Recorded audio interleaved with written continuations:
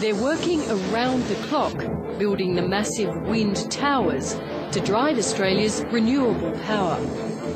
But this is the company's last order. Once these structures are built, Keppel Prince Engineering will be forced to sack 200 of its 500-strong workforce. I've got a 2-year-old and 1-year-old, and my wife's obviously not working and that either, so it'll be tough. When we voted the last government in, we were pretty well assured of the wind towers going ahead and going at full strength. This isn't taking a long time. This is doing the job properly and thoroughly.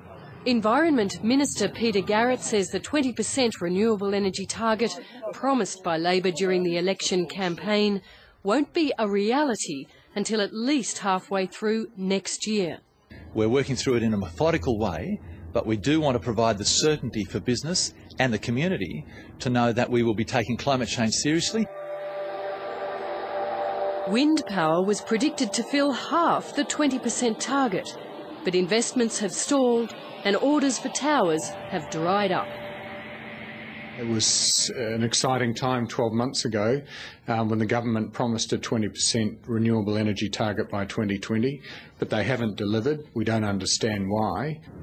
Lane Crockett of Pacific Hydro, Australia's largest wind generator, says he has $1 billion ready to invest but can't proceed without legislation.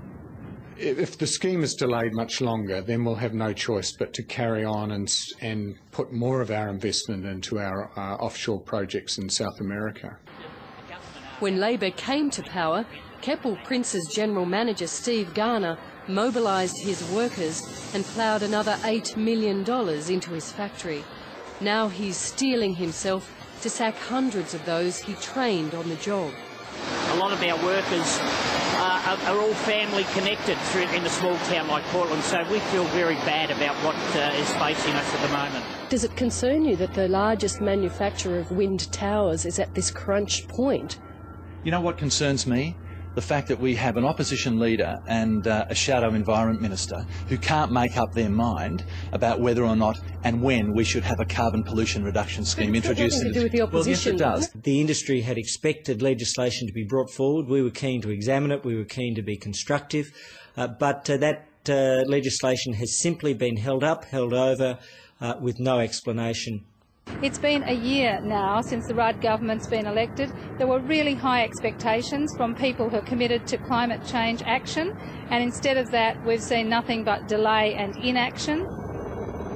Portland has another big employer, the American aluminium company Alcoa, with 600 workers.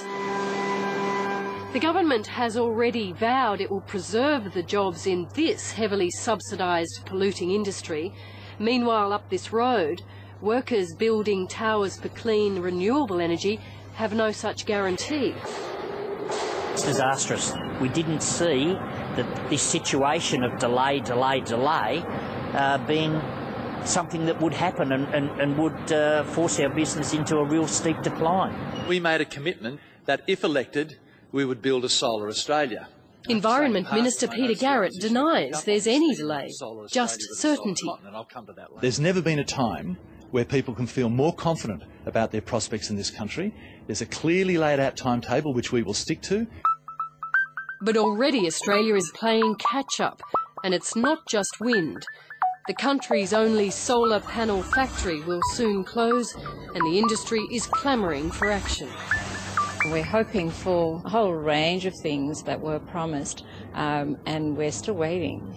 The thing that is working against us is that the investors that we're talking to are right now being drawn to other opportunities overseas where governments are putting in matching capital. The fact is, the renewable energy industry, the solar industry, the wind industry has already gone offshore and is continuing to go offshore, with BP Solar just being the latest in a long line. Those who have left Australia have shot to the top in a boom time. California's 33% renewable energy target will be reached using technology invented here.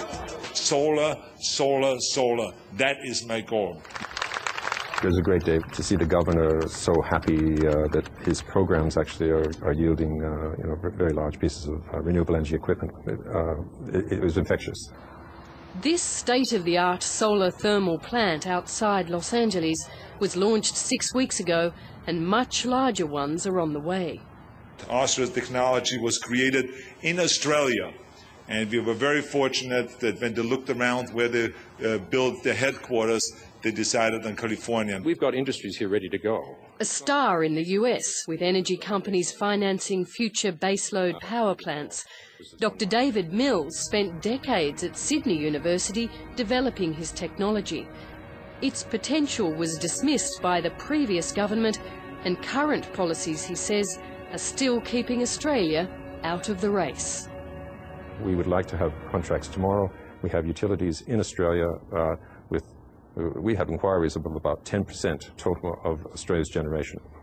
And yet, we cannot proceed because there's no clarity on the present situation from the present government. Pacific Hydro and other companies all have projects that are ready to go. They have planning approval. They just need the legislation to kick them off. It's $25 billion worth of investment. There's tens of thousands of jobs. So tonight, US President-elect Barack Obama is talking millions of jobs in a new Green Deal. Germany claims to have already created 43,000 in its booming solar industry. We know that Germany is #1 in solar power, but let me tell you something, we're going to catch up to them very quickly the way we are going, and I'm very happy about that. Dr. Mills says Australia risks missing the boat. It's important for Australia to put up its hand and say, no, we're committed, we're going to do this, we're going to buy into the future. The Australian government, though, believes its plans are on track. After a decade in the dark, renewable industries in this country, including the solar industry, are coming into a great period in the light. No legislation, a crushing of the solar sector, disappointment for people who had hoped that the government would live up to its promise. That's certainly the sentiment at the wind factory in Portland. Just hopefully we can get more contracts and I keep my job, which will make me happy and my wife and my kids happy too.